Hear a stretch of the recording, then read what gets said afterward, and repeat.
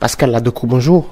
Bonjour Richard. Quel est votre état d'esprit aujourd'hui à la C14, à 24 heures du sommet de la CEDEAO? Nous savons très bien ce que le peuple togolais veut. La CEDEAO a décidé de faire œuvre utile. Nous attendons calmement. Si nous avons quelque chose à dire, c'est de parler du passif de la CEDEAO au Togo. Je dirais même à la limite, ils sont fauteurs des problèmes que nous avons aujourd'hui. Parce qu'en 2005, ils n'ont pas su prendre leurs responsabilités. Ils sont de nouveau de retour.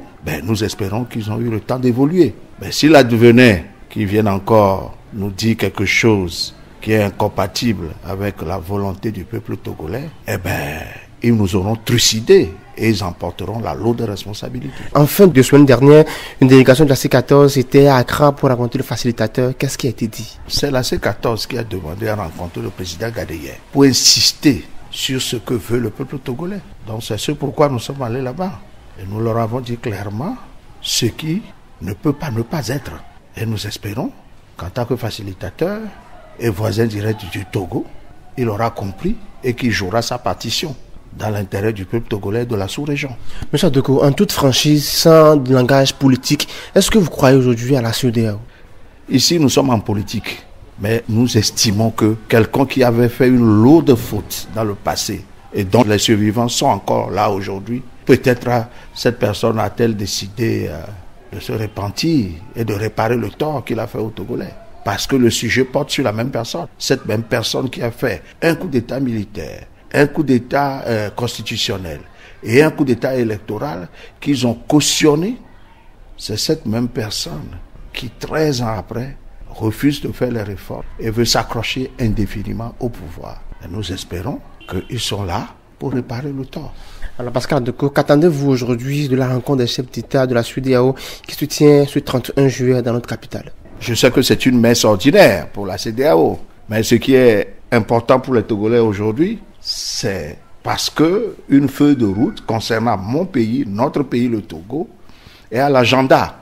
Pour nous, c'est peut-être cet aspect-là qui est extraordinaire. Et nous espérons qu'ils seront là pour dire ce qui est dans l'intérêt de la sous-région et du peuple togolais. Et si au soir du 31 juillet, la CEDEAO aura une feuille de route qui ne vous satisfait pas, quelle sera votre réaction à la C14? Vous savez, dans la vie, il n'y a que deux choses. Le oui ou le non, la mort ou la vie. Nous espérons que eux, ils sont conscients que la CEDEAO, en tant qu'institution régionale, a des principes et qui feront tout pour respecter ces principes-là et pourront appliquer ces principes au Togo aussi. Parce que dénier justement le droit aux Togolais de jouir des principes, notamment de la limitation de mandat qui a cours dans la sous-région, au seul Togo, nous n'osons pas le croire. Et nous espérons qu'ils seront là pour le faire. Mais s'il advenait, par extraordinaire, qu'ils ne fassent pas cela, comprenez-moi que le peuple togolais dira non. Le peuple togolais dira non. Je dis pour une troisième fois, le peuple togolais dira non. Que veut dire ce non? Ce non veut dire non. Je ne suis pas d'accord. Et qu'est-ce que vous allez faire? Le peuple togolais a son génie propre. Pascal Adoko, ce n'est pas le peuple togolais. Moi, je ne suis qu'un individu qui porte à la limite, quelque part, modestement, la voix du peuple togolais. Mais le peuple souverain est là, il agira en fonction de ses intérêts. Il ne m'appartient pas de vous dire la manière dont ça se produira. Je n'en suis pas le maître ni l'acteur. Que répondez-vous quand le ministre Bawara dit qu'il ne va plus avoir le 19 août au Togo? Je vais vous surprendre. Monsieur Bawara a raison.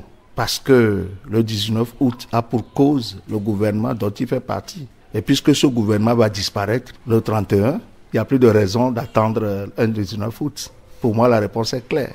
Mais si par extraordinaire, M. Bawara et son équipe doivent rester encore à la tête du Togo, je peux parier que tous les jours seront des 19 août au Togo. Quelque temps, beaucoup plus en arrière, vous avez initié une série de meetings à l'intérieur du pays. Hier, vous étiez encore à Takma. Mais quel était le principal message que vous avez apporté aux populations du Togo? Nous sommes allés, en tant que mandataires, rendre compte au mandant qui est le peuple togolais. Nous leur avons dit le développement du combat qu'ils sont en train de mener jusqu'à ce jour et ce que la CEDEAO nous promet. Et eux aussi sont édifiés. C'est eux qui disent, s'il advenait que la CEDEAO, encore une fois comme en 2005, décide d'être complaisante avec le régime en place, ils auront entraîné une confusion grave dans le pays. Ce n'est pas moi qui le dis, c'est le peuple que nous avons rencontré qui le dit. Et moi, je ne fais que porter cette parole-là. Pascal Adoko, merci beaucoup. C'est moi qui vous remercie.